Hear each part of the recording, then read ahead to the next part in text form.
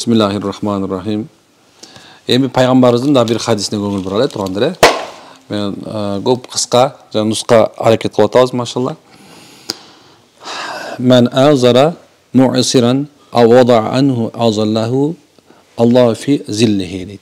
Демек субхан пайгамбар айтқан равах Муслим, кимде-ким бир жакыр адамга карызын төлөөгө мөөнөт узатып берсе дейт. Мөөнөт узатса карыз алып, берип, ана ошо бергенден карызын бере албай калса, ошо мөөнөтүн узартып бере турган болсо, кыямат күнү Аллах ага өз көлөкөсүнөн орун берет деген экен. Чоң аябай мындай бир нафсини мындай кандай десем ыйлата турган хадис да. Биз баарыбыз эле мисалы алса карыз бергенден кийин баланчы убакытка да беребиз да. Анан эми өзү өтө бир жахилдик, надандыгыбыз ушундай нерсе, баягы карыздын убагы келгенде бизди кошуп бер дейбиз да. Мен ушунча күтүп калдым, мен момунча тапмакмын, момунча пыры-пыр көрмөкмүн, мен сен бербей кой. Ошону мага бересиң дейт да. Бул сүткорлук менен өкөн эч айырмасы жок. Кыямат күн, мен дайым айтам, кыямат күн бул субханалла өтө бир чоң аламат тугандар. Ошол себептен пайгамбар Аллага жана ахирет күнүнө деп айткан. Аллага жана ахирет күнүнө иман келтирүү бул бөлөк нерсе. Аллага иман келтирүү бул бөлөк нерсе, ахиретке иман келтирүү бөлөк нерсе. Эми эмне үчүн дегенде, ким ахиреттен корксо, ошол жерге жооп берген корко турган болсо, бул дүйнөдө эмне экен, мартанан жоомарт болот да. Мартанан жоомарт. Мен мындай бир футболка жаздырып алып алдым да. Онда эме алып алдым. Субхан ошо сонун сөз бар экен да. Кол ачыктын жол ачык депчи. Сонун экен, машалла. Кол ачыктын жол ачык деп. Эми дегеним бул эмне үчүн бул жөнөкөй эле сөз эмес да. Анткени эме дейт, марттык дейт, жонунда берешендик.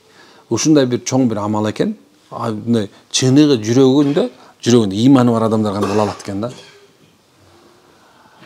Чыныгы. Эми кара, мен бир нерсе айтып берип таң калтырам силердичи. Билбейм, мен таң калгам да. Тозок, качан пайгамбар тозок көрсөтүлгөндө, Жабрейил периште тозоктун ичине киргизип пайгамбар саллаллаху алейхи вассалам. Ал жерде көп окуялар болот. Пайгамбар тозокту көргөн да. Мисалы кээ бир айтпай, тозокту көрүп келиптирби? Жок, бейиштик. Мен айтам сизге, ооба. Биздичилерди айтышыңыз керек. Баарыбыз тең. Ооба, тозокту көргөн, бейиштик көргөн, пайгамбарыбыз көрүп келген. Тозоктун ичинен анан киргенде, тозоктун отунун үстүндө ороп ала турган ушундай бир азаптуу оттун үстүндө бир сандык бар экен дейт. Сандыкты Алла Таала бир башкача бир нерсе менен илип коюптур да. От баягы жетпейт экен. Бирок тозоктун ичинде. Ошол мезгилде пайгамбар айтқан, бул эмне деген сандык? Сандыкта кенен, эми тозок ушунча кенен болгон, сандыкта кенен болот да. Эми мынча кичинекей биздин бирге бир сандык эмес ал. Ал башкача сандык. Алланын рахматы канчалык бийик экенин биле алып бул жерден көрсөк болот да. Канчалык Алла Таала ушундай ырайымдуу экенин билсек болот. Анан пайгамбар бул эмне сандык? Мен билбейм депти Жабрейил. Алла Таала айткан, буга билгизгин деп Аллах Тааланын жүрөгүнө сал дейт Жабрейилдин. Жабрейил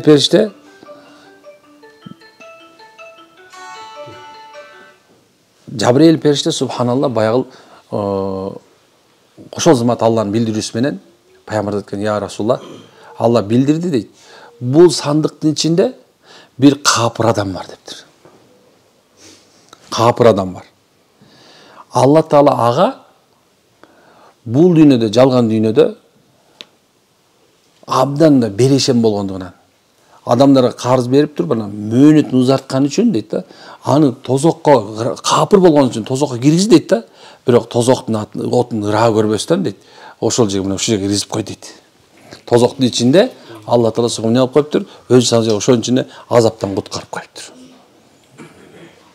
Алла Таала мисалы капыр тозокто болуш керек туурабы? Эми Алла Таала бул менен бизге эмне билип аткан?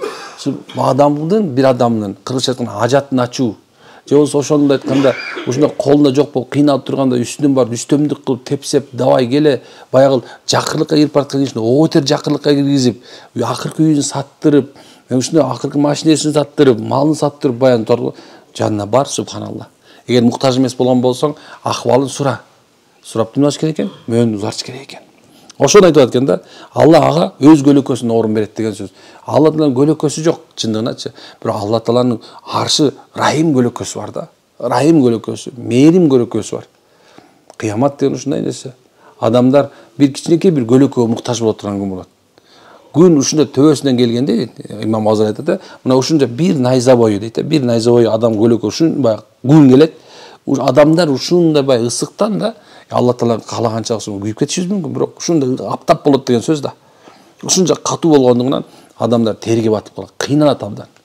Мына ошол мезгилде Алла Таала бир нече түрлүү адамга көлөк берди. Ошонун бирөөсү ким бул дүйнөдө бир адамдын эмнеген ажатын ачып, Кудай субхана карызын алысыраак дагы мөөнөтүн узартып, ага жакшылык кылган болсо, машалла ушундай экен.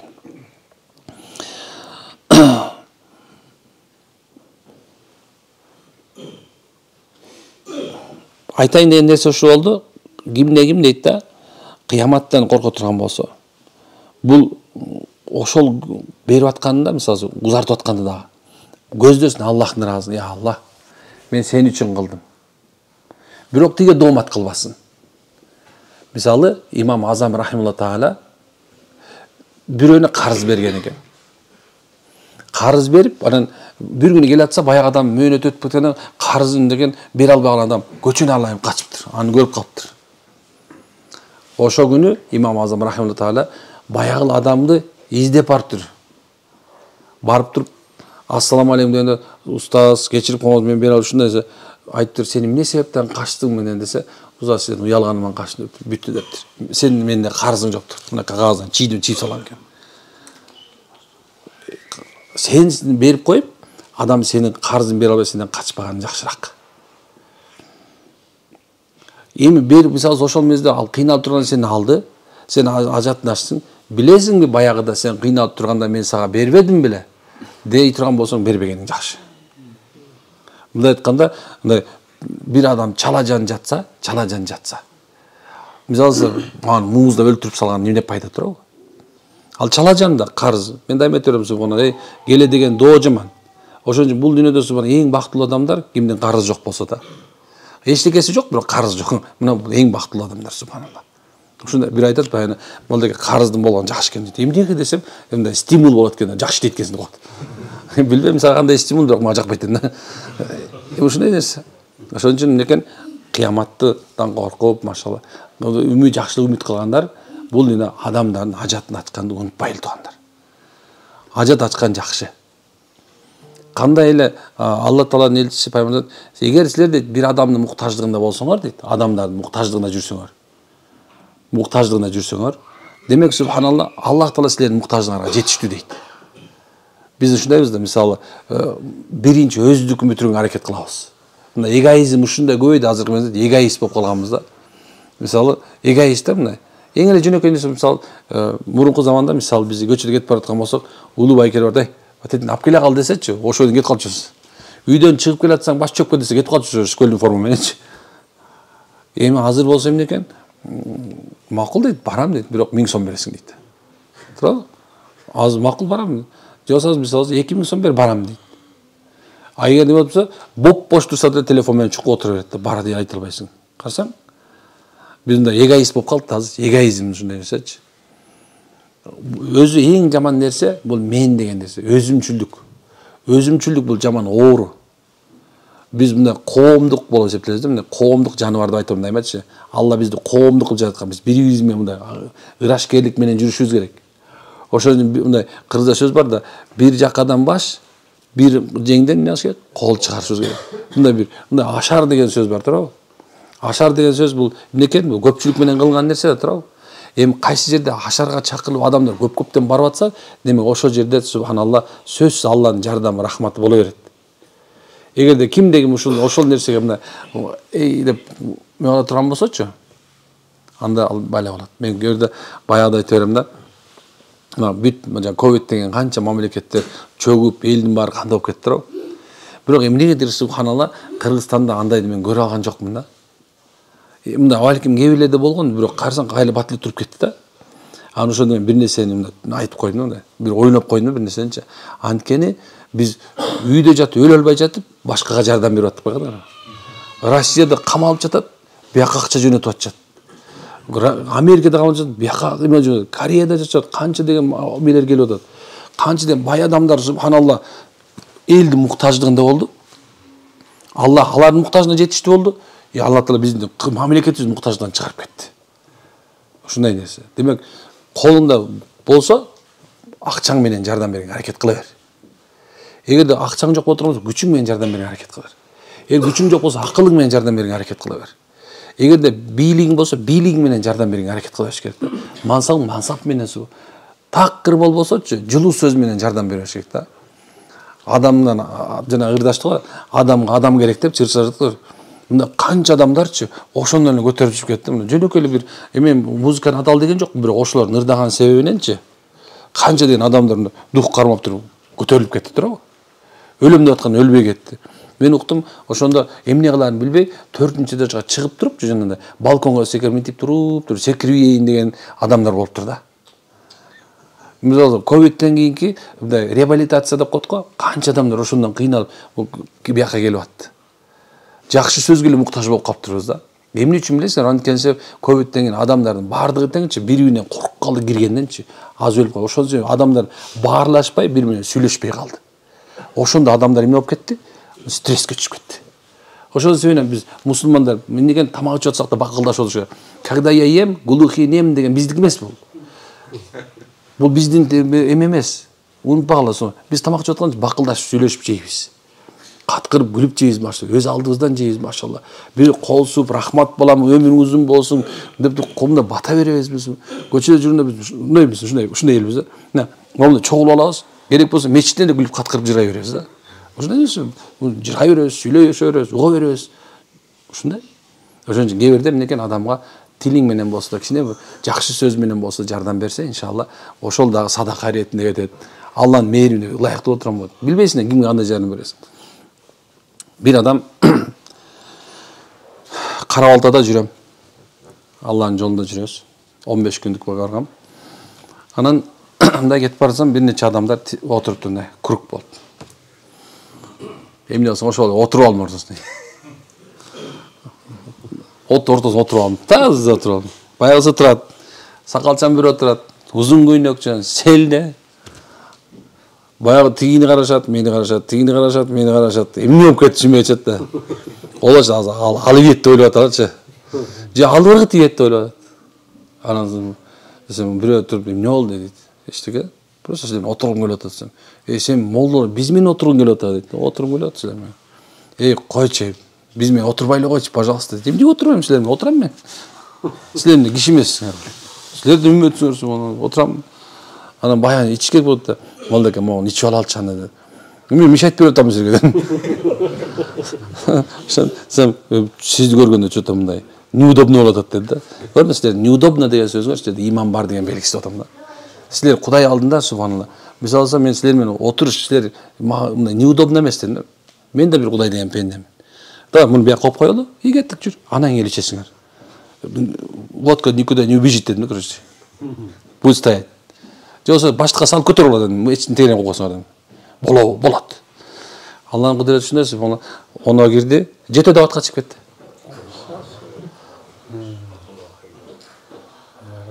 Дагы окуя узун бул. Анан бир айтып атат да, устаз дейт. Анда мындай эме молдеке дейт. Эме кылагыл дейт. Мен барып берчи деди. Каяка? Үйүмө. Барсаң, мен ойлоп үйүнө Ташкент кылат экен депчи. Үйүнө баратсам, мен ойлоп, мындай кичине карасам, чоң колтогон үй экен. Баягы жүрөк түштү, эмне болуп кетти депчи. Баласы бир жердин чоң, бир жердин аким экен. Баласы, бир атасы ичкөттүр. Анан кийин кирип барсам, карасам бир келин, ата деп эле келип, келе жүрүңүз ата, тигине мындай, жакшы болбоду келгениңиз деп. Баягы сүйрөп кетип, мен калып калдым. Отуруп туруңуз деди, отуруп калдым. Эшинде ал чоң залттыр, мындай эме, дивандар турат, короче, Паулин тутут, короче, бар.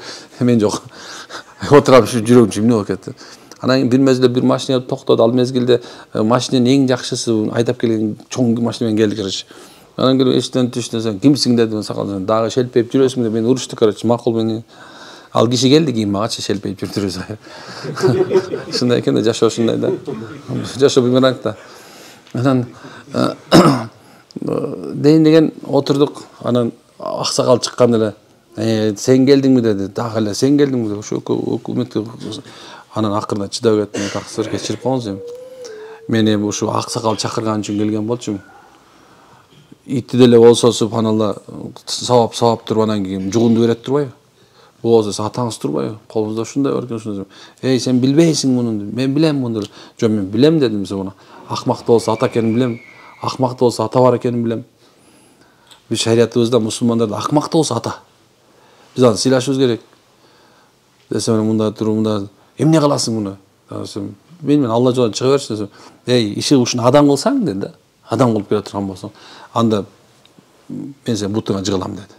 Хорошо дедим. Баягы келин аябай сонун экен айтты. Аябай сонун экен. Атасын уже чыкканча мончого жуундуруп туруп, жан кийип көрсө ушундай экен. Бир жумада бир барат экен, баласы жокточу. Баягы жуунуп туруп чек-чек чыгып кеткен карачы. Келини. Момундай келин экен. Ошондон кеттик, аны чыгарып ийдик, 3 күндөн кийин келдик. Анан кийин ошондо биз бүтөйүн деп калган мезгилде баягы киши бизди издеп келди атасы менен. Атасы менен издеп келди. Издеп келип анан биз чоң плов жасаптыр, баарын жасаптыр. Анан кийин молда экен, мен сиздин бутуңузга жыгылам, менден кетсе кечирип кой деп эле баягы. Жок дедим, Кудайга сажда кыл, бар. Мага эмне сажда кыл? 3 күн атасы субханаллахнын кудрети ушундай. Алла жолу өзү шипады билесиңер. Үммүл Хасана адам оңолбой койбойт экен да. Эгер ихлас менен оңолом деп барганда оңолот. Жөн эле мындай эле, жөн эле барсачы, арак иштеп келейин, тамак иштеп келейин, ис алып келесиң, тамак иштеп келесиң, арак иштеп келесиң, бирок пайда таппай аласың да. Иман үйрөнөм деген адам үчүнчү, Алланын жолучу бул аябай чоң жол. Чын. Иман үйрөнөм деген үчүн, ахиретин курам деген адам үчүнчү бул жол чыныгы акыйкат туура жол субханалла. Чын. Ошондон баягы киши көрсө келгенден кийин атасы баласынан кечирим сураптыр. Улуу баш мен балам кечирип кой, мен түшүнбөптүрмүн. Мен арам экенин билбептирмин, өз нафсым менен жүрөм. Мынакей деп бүгүндөн баштап бир жума өтүптүр баягы ишичи. Эмне болуп кетер экен депчи. Анан акыркы мечит кылганда субханалла баягы анча сабап келиптир да. Бир жума көрсө ушунча жылдан бери биринчи жолу бир жума ичпептир да. Алла жолу ушундай шипа жол туугандар. Кээ бир убакта айтам да, мога эле келе бербей андан көрүп барбайсыңар, Алла жолуна чыкпайсыңар. Чын ыклас менен субханалла барып Кудайдан сураса, Кудай таала берет го, туурабы? Кудай таала шипа берип жатат го. Туурабы? Кандай дейсиңер? Макулсуңар ошого? Аны ушундай да көп убактарда. Эми айла жок, эмне кылабыз? Биздин иманыбыз зайыф, алсыз болгон себептен ушундай болот экен. Мына ушундай окуя ушундай болгон да. Дейин деген кээ бир убактарчы мына билинбеген жакшылыктар болот экен да жашооңдочу. Билбейсиң да. Чынында билесиңер, эң чоң ийгиликке жеткен адам ким десе, бул дүйнөдө эң чоң ким бир адамдын жок дегенде хидаятына келишине себепкер болуп койсо ошол экен. Бир адам гана, бир адам. Бир эле адам эмес. Анын аялы бар, анын балдары бар, анын неберелери бар, анын чөйрө бар, анын кыбыры бар, тыбыры бар. Мындай айтканда, 7 урпагына чейин субханалла эмне болду? Жашоо өзгөрдү. Ушундай мөөнөт бизге берилген мөөнөт бүтүп барат. Аракет кылбаса болбойт азыр субханалла. Ар бириздин вазифабыз мойнубузда, жүктү эч качан алынбайт, алынып бүтпөйт, өлгөнгө чейин. Ошон үчүн амрым бар, нахым бар кылыш керек да. Аракет кылабызбы? Анда мен субханака хамдик. Ашалла анта астагфирука ва атубу илейк. Алла разы болсун.